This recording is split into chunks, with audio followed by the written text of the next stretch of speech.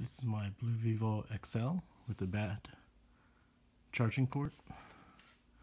If I plug it in, nothing happens. So one fix is you could replace the bottom board with the USB port, but that requires a lot of work. So the alternative is to use an external battery charger, something like this. This is an intelligent charger, and the nice thing is you can adjust the prongs so that they match up with the battery. And there's a 3.8 volt battery charger. So I just pop out this,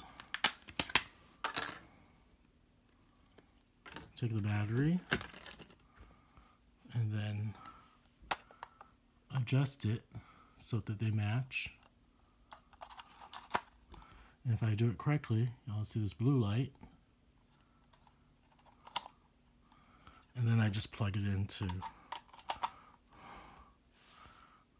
the port there, the plug, and it'll change to a purple type color. And that's it.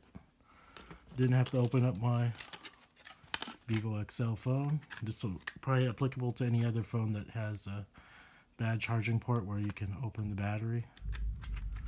And so that's pretty much it.